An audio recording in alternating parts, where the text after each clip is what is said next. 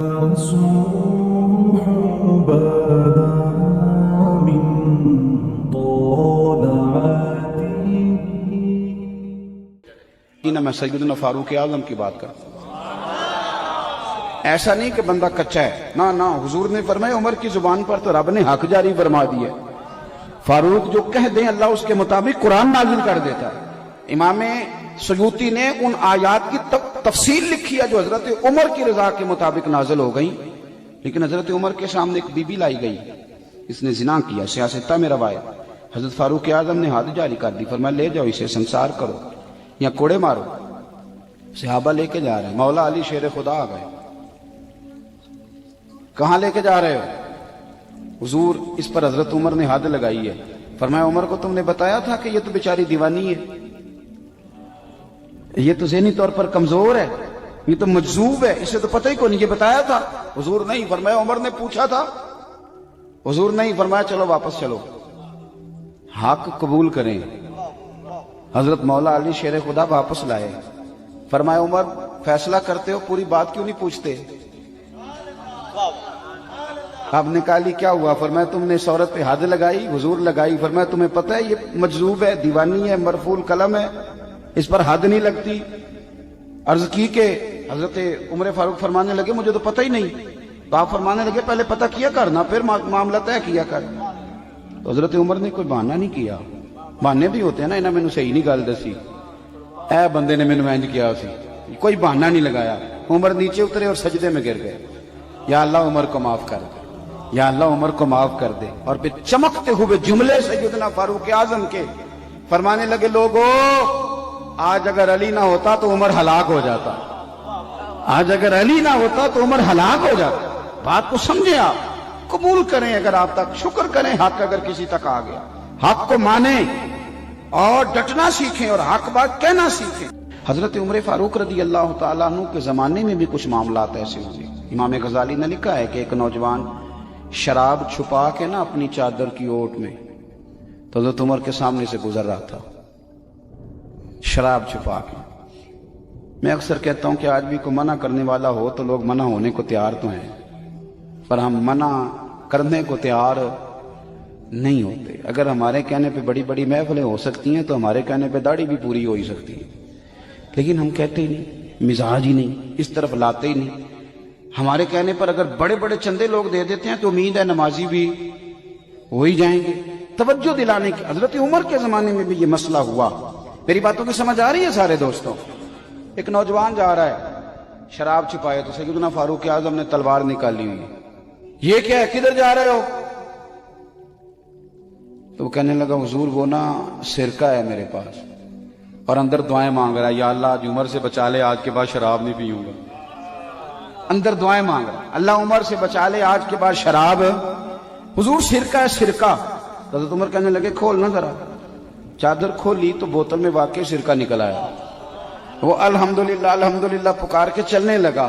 ایک روایت میں نے ایسی بھی پڑھی کہ جب وہ جا رہا تھا تو حضرت عمر نے آواز دی، فرمانے لگے عمر سے ڈر کے توبہ کی ہے تو شراب کا سرکہ بنا ہے، اگر تو رب سے ڈر کے توبہ کرتا تو اللہ نے اس کو شہد بنا دینا تھا اور تیرے کام آ جاتا.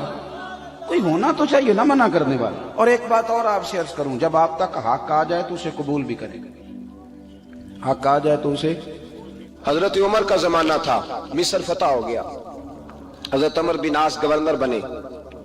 رواج یہ تھا مصر کے اندر کہ ایک دریا چلتا تھا، دریائے نیل، اور سارے مصر کا انحصار اسی دریا پہ تھا. فصلوں کو پانی بھی لگتا اسی سے، جانور بھی اسی سے پانی پیتے، کھیتیاں بھی اسی سے سیراب ہوتی.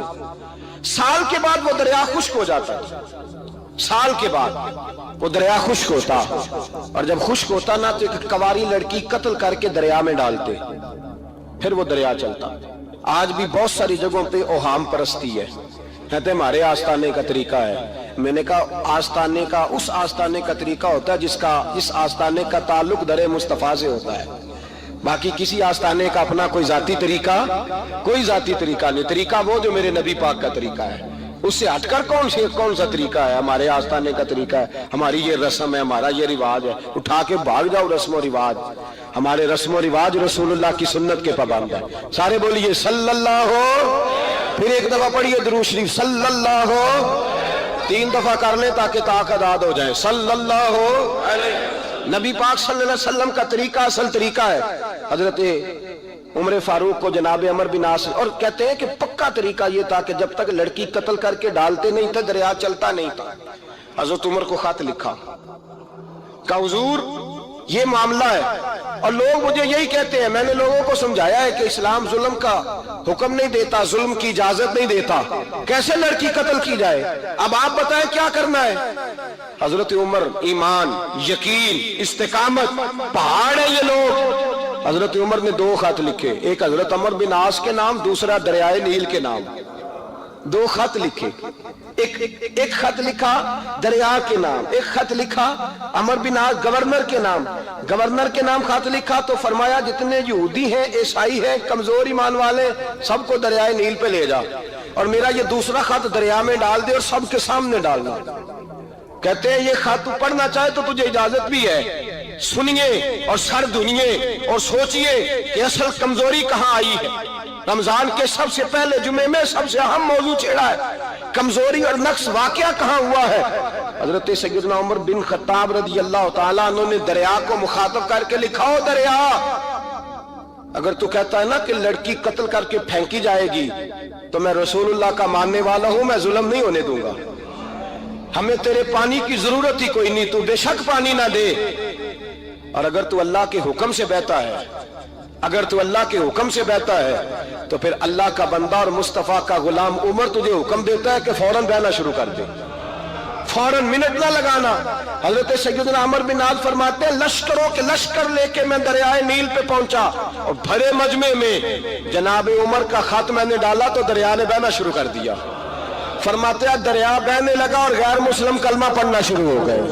لوگ مجھے کہنے لگے کیا دکھایا ہے جو کلمہ پڑھ رہے ہیں. تو میں نے کہا دکھایا کچھ بھی نہیں، یہ حضرت عمر کے ایمان کی قوت کی برکت ہے کہ بہت سبحان اللہ. مصطفیٰ کے غلام حضرت سعد بن ابی وقاص قادسیہ کی جنگ کے لیے نکلے، رستے میں دریائے نیل آ گیا.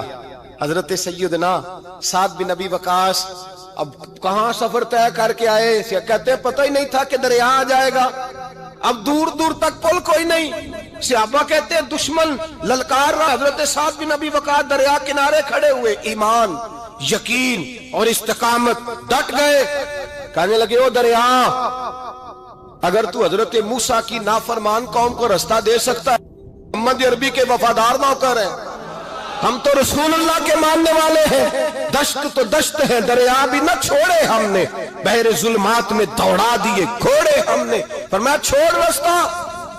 صحابہ کہتے ہیں اس وقت ہم نے نعرے لگائے جب دریا نے رستہ ہی چھوڑ دیا. کہتے ہیں پھر اللہ رسول پر ہم ذکر کرنے لگے، درود پڑھنے لگے، دریا سے رستے بن گئے. فرماتے ہیں 10,000 کا لشکر گزر گیا. اس پار جب گیا نا تو حضرت سعد بن ابی وقاص نے پھر مجمع پہ نظر ڈالی. فرمایا کسی کی کچھ ہے تو نہیں رہ گئی پانی میں، کوئی دریا میں چیز تو نہیں رہ گئی. ایک صحابی کہنے لگے میرا مٹی کا پیالہ رہ گیا ہے. یار ذرا دیکھیے انداز دیکھیے، مٹی کا پیالہ. اور یار چھوڑ پرا، مٹی کا پیالہ کیا ہوتا ہے؟ اب تو مٹی کے پیالے کی بات کرے گا. چھوڑ دے، کیا کرتا ہے؟ اس نے کہا پیالہ میرا رہ گیا ہے. حضرت سعد بن ابی وقاص کہنے لگے کیوں ہمارا پیالہ رہ جائے، ہم رسول اللہ کے نوکر ہیں. ایمان، یقین اور استقامت کی دولت. پھر دریا کی طرف دیکھا، کہنے لگے چل یار ہمارا پیالہ بھی واپس کر دے. صحابہ کہتے ہیں دریا کی لہر آئی اور پیالہ بھی واپس کر گئی. اور میرے بھائی جب ایمان کی دولت، یقین کی دولت، اعتماد کی دولت. حضرت عمر فاروق رضی اللہ تعالی عنہ، حضرت سیدنا ابو موسیٰ اشعری کہتے ہیں کہ میں نے نا صفائی کی، مال غنیمت کی میں نے صفائی کی تو 1 دینار مجھے نا کہیں پڑا ہوا مل گیا. تو فرماتے ہمیں اجازت ہوتی تھی کہ 1 دینار ہم اپنی مرضی سے کہیں خرچ کر سکتے. اگر آپ ناراض نہ ہوں تو ہمارے ہاں جب چیئرمین صاحب، ناظم صاحب ٹھیکے دیتے ہیں تو ٹھیکیدار ان کا چھوٹا بھائی ہوتا ہے یا چچا کا بیٹا ہوتا ہے یا خالہ کا بیٹا ہوتا ہے. وہ خود ناظم ہوتے ہیں اور ان کا چھوٹا بھائی ٹھیکیدار ہوتا ہے. یعنی وہ نا سارا کچھ گھر کے اندر ہی رہتا ہے. گھر کے اندر ایک پیسہ دیتا ہے، دوسرا واپس اس کو واپس کر دیتا ہے گھر کے اندر ہی. اب تو خیر ہمارے لوگ سمجھدار ہو گئے. ایک بندہ ایک سیاسی جماعت میں ہوتا ہے، دوسرا دوسری میں، اور تیسرا جس کی بھی حکومت آئی حکومت تو ہماری رہے گی نا. ایک بندہ تو ہے نا اس جماعت میں. یہ اچھا لوگوں نے ایک طریقہ نکالا ہے. تو حضرت عمر کے بیٹا گزر رہا تھا تو حضرت ابو موسیٰ اشعری کہتے ہیں میں نے صفائی کی تو ایک دینار نکلا, تو میں نے وہ ایک دینار نا حضرت عمر کے بیٹے کو دے دیا. میں نے کہا لو بیٹا اپنے چچا کی طرف سے تحفہ. تو گھر جا کے انہوں نے حضرت عمر کو بتایا کہ چچا نے پیسے دیے ہیں. چھوٹے بچے تھے. حضرت عمر نے حضرت ابو موسیٰ اشعری کو بلا لیا اور بلا کے فرمانے لگے میں تو تمہیں اپنا دوست جانتا تھا اور تو نے میری اولاد کو ہی دنیا دار بنانا شروع کر دیا, میرے بچوں کو ہی تم نے دنیا دار پیسوں پہ لگانا شروع کر دیا, میں تو تمہیں یار سمجھتا تھا. فرمایا تمہیں چاہیے تھا میرے بیٹے کو نصیحت کرتے کہ بیٹا پیسوں سے رب راضی نہیں ہوتا, اس کی رضا والے کام کیے جائیں تو رب راضی ہوتا ہے. اور فرمایا تمہیں کوئی اور گھر نہیں ملا تھا تباہ کرنے کے لیے, میرا ہی گھر ملا تھا, اٹھاؤ اپنا دینار اور خبردار آج کے بعد میرے بچوں کے ساتھ یہ والی نیکی نہ کرنا. اور ہمارا کیا سٹیٹس ہے, دوستی ہے یہ اس سے جو تحفے زیادہ دے, جو بچوں کو خراب کرنے میں مدد زیادہ کرے اس کے ساتھ یہ رہنا. حضرت عمر نے گھر پہ اور سب سے بڑھ کر اپنی ذات پہ توجہ کی. حضرت ابو مالک رضی اللہ تعالیٰ عنہ کہتے ہیں میں عمر کے پیچھے پیچھے ایک باغ میں گیا, اکثر اس باغ میں جایا کرتے تھے, اور عمر جا کے نا تو درخت کے نیچے بیٹھ گئے اور فرمانے لگے او امیر المومنین اللہ سے ڈر جا, ورنہ جس رب نے حکومت دی ہے وہ عذاب بھی بڑا دے گا, ڈر جا رب سے. کبھی ساری زندگی حضرت عمر نے اپنا کوئی تعارف نہیں کرایا, کبھی نہیں. ایک بندے نے آپ کے سامنے تعریف کر دی آپ کی تو فرمانے لگے تو خود بھی ہلاک ہوا اور مجھے بھی ہلاک کر دیا, کیا ضرورت پڑی ہے میری تعریفیں کرنے کی, اتنی دیر میری تعریف میں لگائی, اللہ کا ذکر کرتا رب تجھے ثواب دیتا, حضور پہ درود پڑھتا تو رب تیرے اوپر رحمتیں نازل کرتا, کس چکر میں ہے.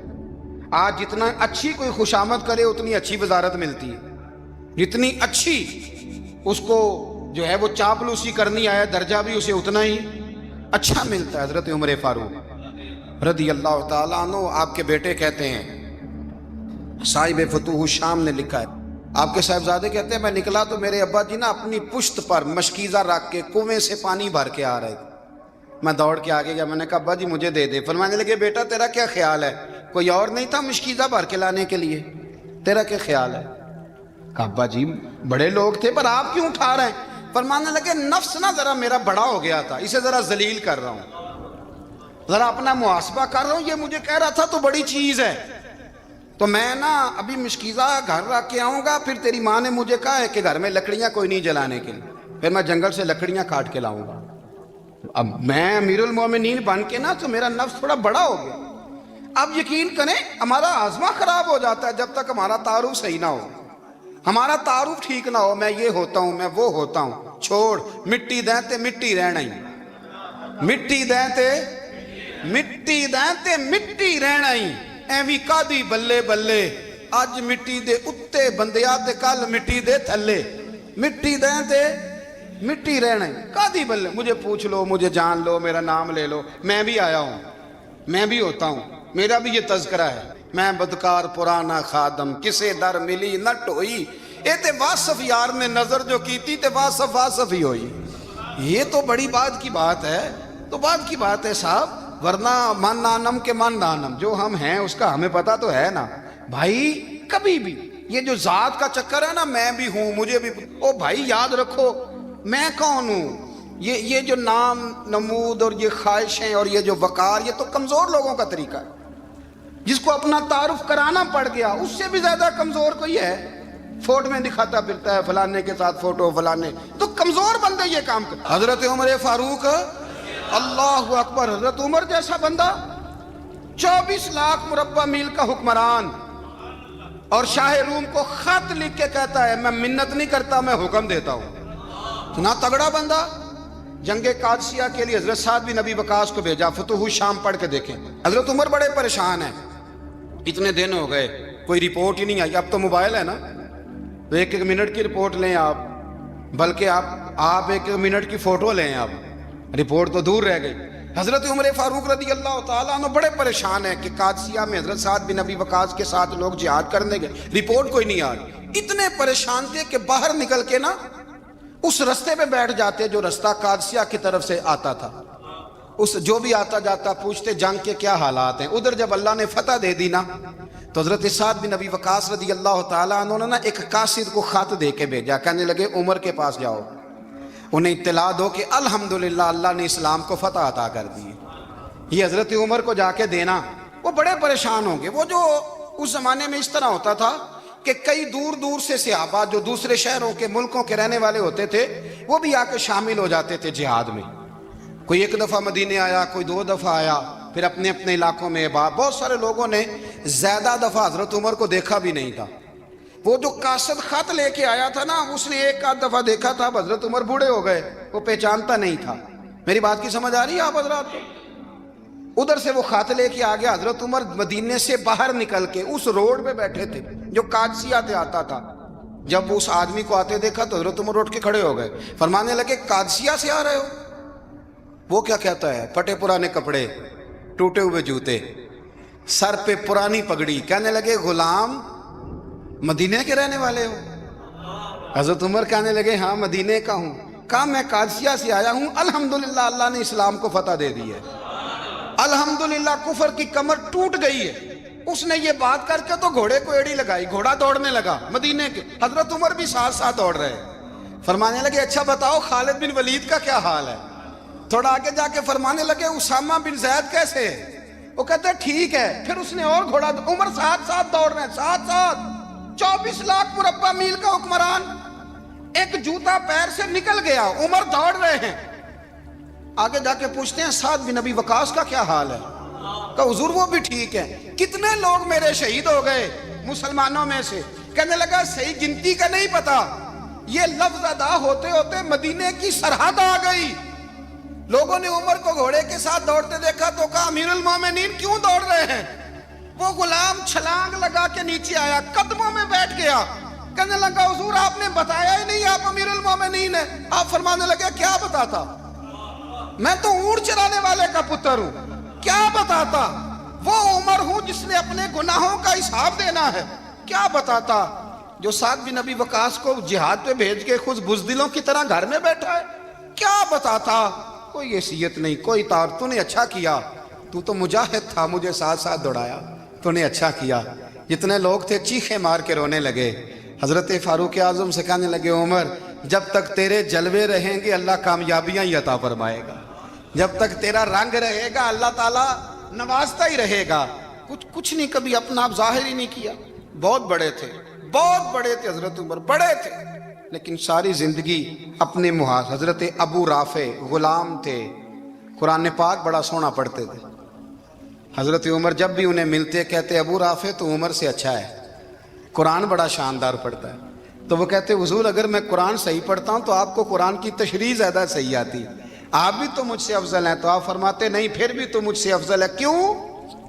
اس لیے کہ تو اپنے غلام اپنے آقا کی نوکری بھی ٹھیک کرتا ہے اور رب کی عبادت بھی ٹھیک کرتا ہے، اور مجھے خالص صرف عبادت کرنی ہوتی ہے وہ بھی ٹھیک نہیں کر پاتا۔ ساری زندگی اپنا محاسبہ، ساری زندگی اپنے گریبان میں دیکھا، ساری زندگی اپنے آپ کو پرکھا، اپنے آپ کو ٹٹولا۔ 62 سال عمر بیت گئی۔ حضرت حذیفہ بن یمان ایک صحابی تھے، میرے نبی کریم علیہ السلام نا ان سے راز کی باتیں کرتے تھے۔ ہر بندے کا ہاضمہ ٹھیک نہیں ہوتا، سب سے راز کی بات نہیں کرنی چاہیے۔ حضرت حذیفہ بن یمان کہتے ہیں حضور راز کی باتیں بتاتے ہیں۔ مدینہ منورہ میں جو منافقین تھے ان کی لسٹ بھی نبی پاک نے حضرت حذیفہ بن یمان کو دی تھی۔ جب کوئی مشکوک آدمی مر جاتا نا تو صحابہ کہتے ہیں ہم دیکھتے اگر حضرت حذیفہ نے جنازہ پڑھا ہے تو ہم بھی جنازہ پڑھ لیتے۔ نبی پاک نے بھی کچھ جنازے نہیں پڑھے، ترمذی میں ہے، فرمایا عثمان سے جو بغض رکھے اس کا جنازہ نہیں پڑھیں گے۔ حضرت حذیفہ بن یمان اگر جنازہ پڑھتے تو لوگ پڑھتے، وہ نہ پڑھتے تو لوگ جنازہ نہ پڑھتے۔ حضرت حذیفہ بن یمان کہتے ہیں جناب عمر فاروق کی خلافت کے آخری ایام تھے، کچھ دنوں کے بعد وہ شہید ہو گئے۔ فرماتے آدھی رات کا وقت تھا، میں گھر میں سویا تھا بڑا بے فکر، اچانک میرے دروازے پہ دستک ہوئی، میں گھبرا کے اٹھا، اتنی رات کو کون آیا؟ کہتے ہیں قربان جاؤں، دروازے پہ گیا تو امیر المومنین فاروق اعظم دروازے پہ۔ میں نے کہا عمر کوئی حکم تھا تو مجھے بلا لیتے۔ کہنے لگے میں نا امیر بن کے نہیں آیا، تیرا ویر بن کے آیا ہوں۔ امیر المومنین کی حیثیت سے سرکاری کام سے بلاتا تو وہاں بلاتا، مجھے ایک ذاتی کام پڑ گیا۔ کہتے ہیں میں نے عمر کو گھر کی اندر بلا کے چارپائی پہ بٹھایا، میں نے کہا حضور میں غریب آدمی ہوں، میں کیا آپ کے کام آ سکتا ہوں؟ تو کہتے ہیں انہوں نے نا مجھے ساتھ بٹھا لیا، پھر میرا ہاتھ پکڑ لیا، کہنے لگے تو عمر کو جانتا ہے؟ عمر جھوٹ نہیں بولتا۔ تو جانتا ہے عمر وعدوں کا پکا ہے؟ کہا حضور جانتا ہوں۔ کہا میں اس وقت آیا ہوں جب دیکھ بھی کوئی نہیں رہا۔ حضرت حذیفہ بن یمان کہتے ہیں پریشان ہو گیا، حضور پہلیاں نہ بجھوائے، مہربانی کریں بتائیں کدھر آئے ہیں؟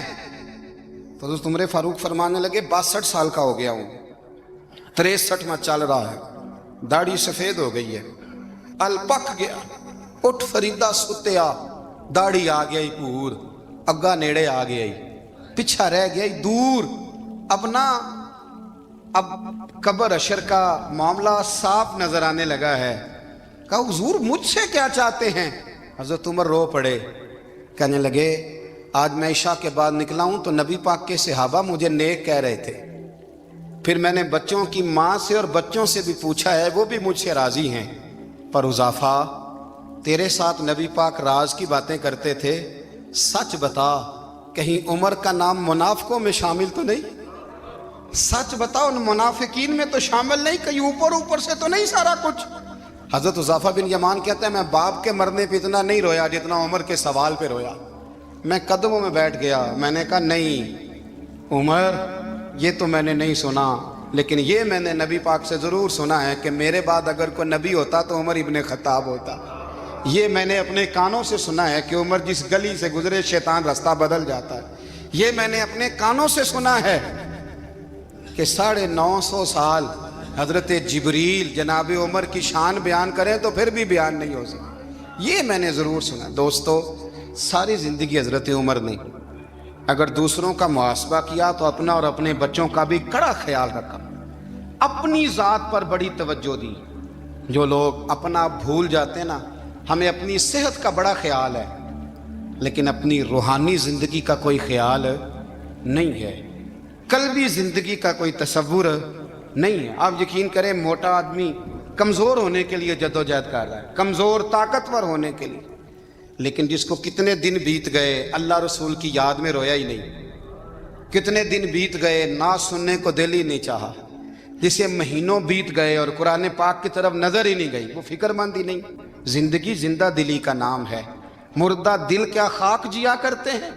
بھائی حضرت عمر کی زندگی دور حاضر میں ہمیں یہ سبق دیتی ہے کہ کڑی نگرانی رکھو اپنے پودوں کی، کڑا خیال رکھو اپنے ذاتی باغ کا، اور یہ جو تمہارے دل کی دنیا ہے، یہ تمہاری روح کی زندگی ہے، اس کا محاسبہ کرتے رہو۔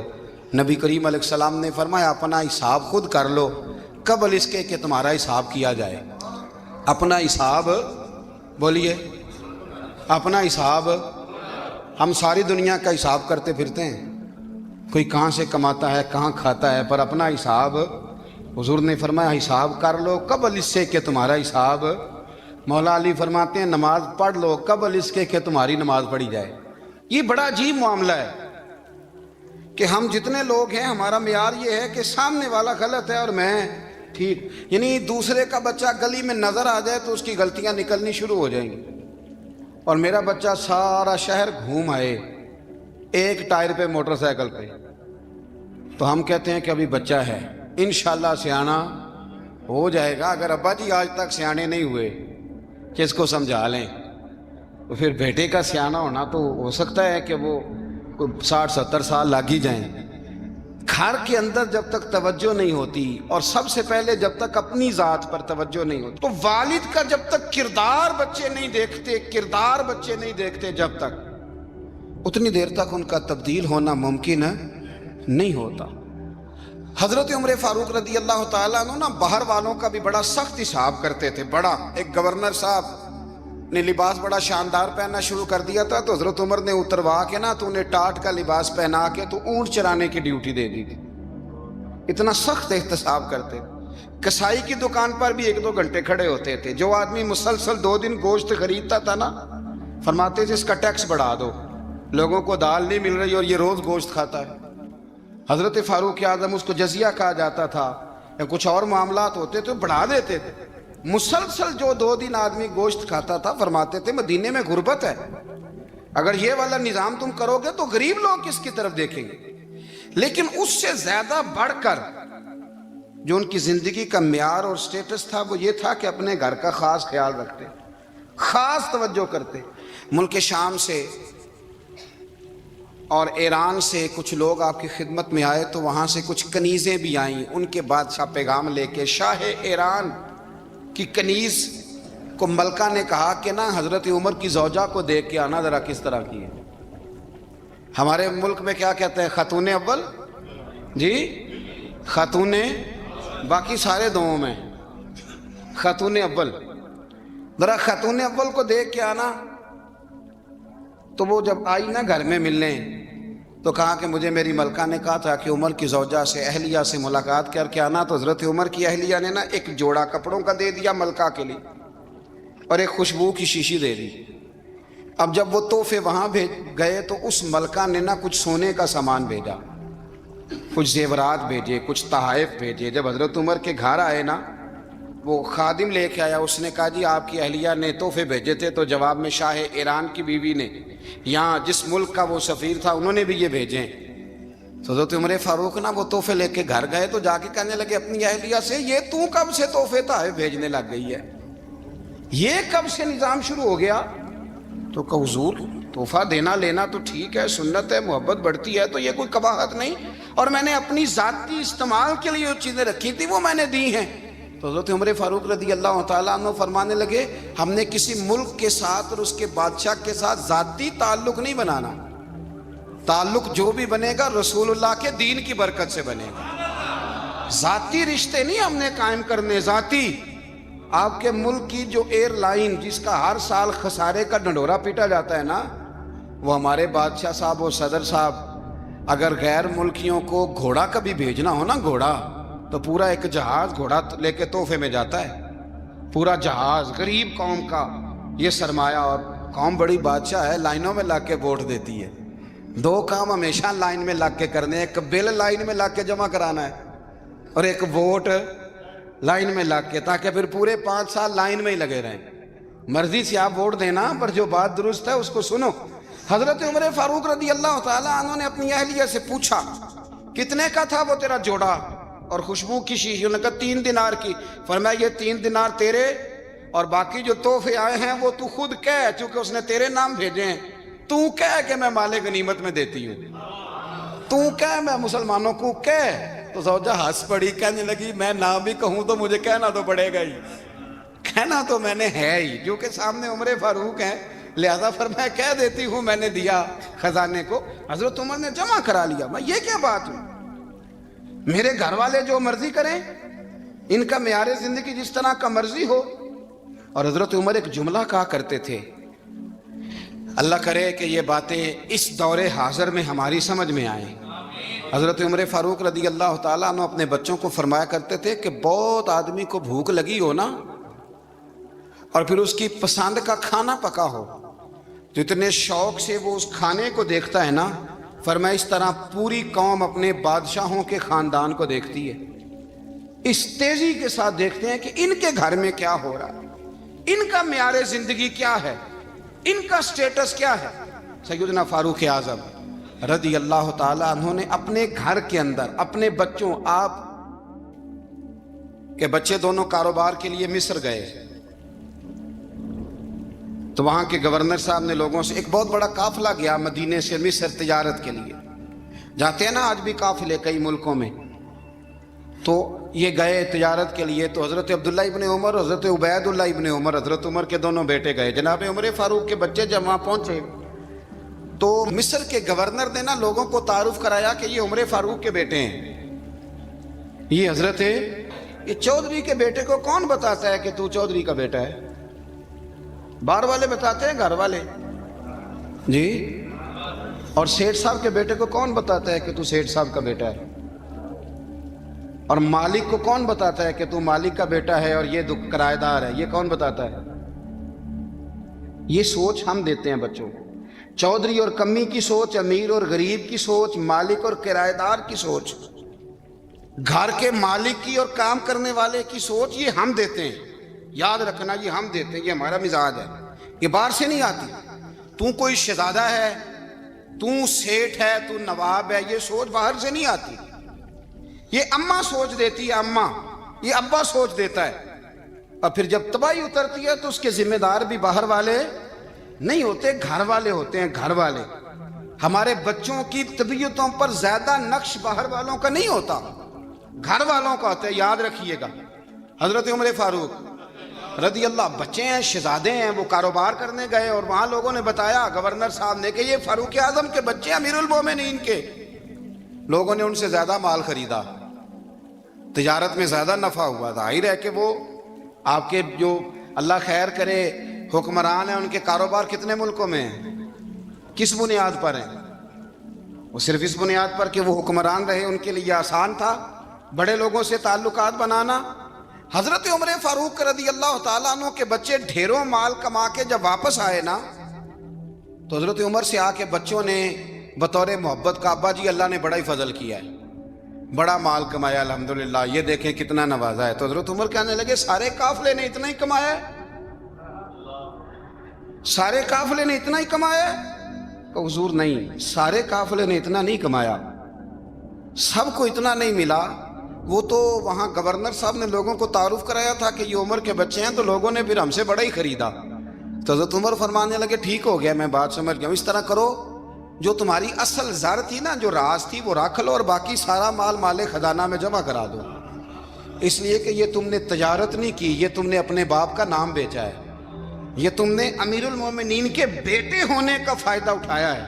فرمایا یہ تمہارا نہیں حق، یہ مسلمانوں کا ہے. اس لیے کہ یہ مال تم نے محنت سے نہیں کمایا، یہ باپ کی کرسی کا فائدہ اٹھایا ہے. اور فرمایا اگر تم نے مال جمع نہ کرایا تو میں مال بھی لے لوں گا زبردستی اور کوڑے بھی ماروں گا، ڈبل سزا دوں گا. مرضی سے جمع کراؤ گے تو کوڑوں سے بچ جاؤ گے.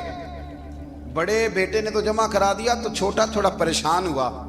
تو حضرت عبداللہ ابن عمر چھوٹے کا ماتھا چوم کے کہنے لگے بیٹے چپ کر کے جمع کرا، یہاں بھی فخر کر کے ہم عمر کے بیٹے ہیں، اور قیامت میں بھی فخر کریں گے کہ ہم فاروق اعظم کے بیٹے ہیں. حضرت عمر فاروق رضی اللہ تعالیٰ عنہ کے بارے میں امام ابن جوزی نے لکھا ہے کہ رات کو نا گھر کے اندر بیٹھے بیٹھے اچانک رو پڑے حضرت عمر. 62 سال عمر ہے، خلافت کے آخری ایام چل رہے ہیں، تو رو پڑے ایسے ہی گھر میں بلا وجہ ہی.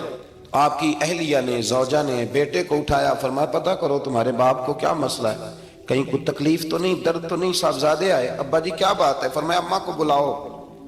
سب لوگ جمع ہو گئے. تو جناب عمر فاروق رضی اللہ تعالیٰ عنہ فرمانے لگے کہ بیٹھو میرے ارد گرد. سب بیٹھ گئے. تو فرمانے لگے آج جب میں مسجد سے نکلا تھا تو میرے نبی پاک کے سچے صحابہ، سچے رسول کے سچے صحابہ، حضور کے سچے غلام یہ کہہ رہے تھے کہ عمر بڑا ہی اچھا ہے، عدل والا ہے، انصاف والا ہے.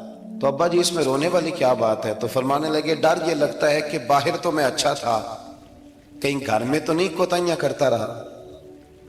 میری بات پہ توجہ کرنا.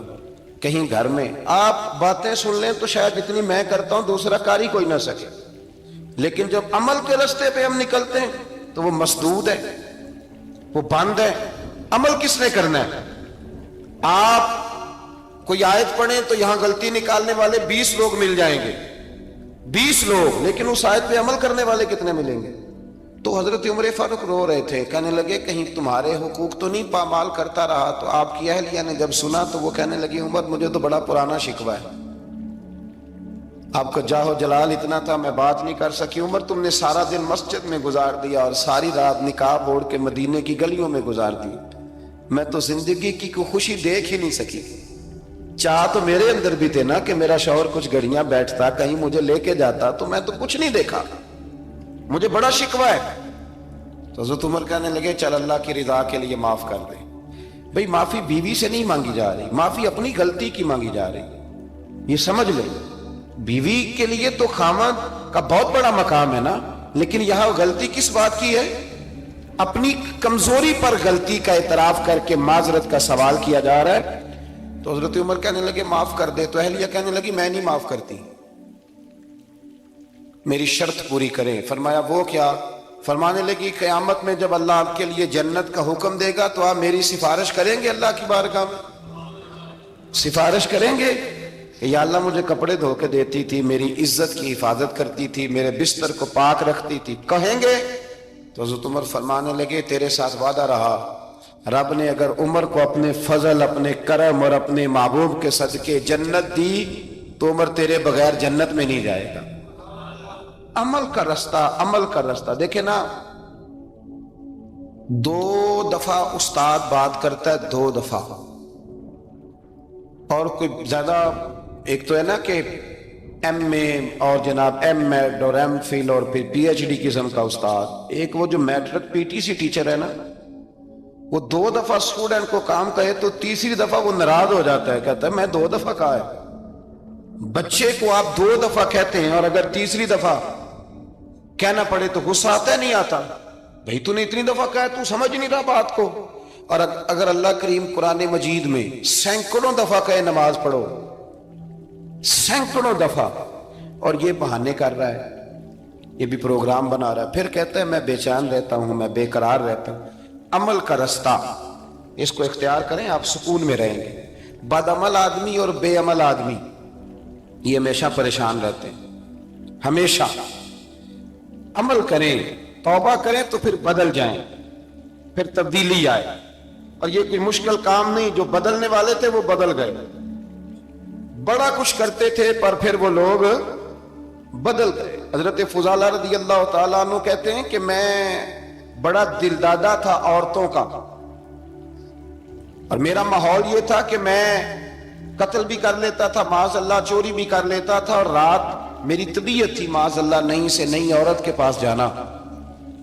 کہتے ہیں ابو جہل نے اعلان کیا کہ جو نبی پاک علیہ السلام کا سر اقدس معاذ اللہ کاٹ کے لائے گا، نقل کفر نہ باشد، 100 سرخ اونٹ انعام ملے گا۔ تو میں نے ارادہ کر لیا کہ میں بہت سارا انعام حاصل کروں گا۔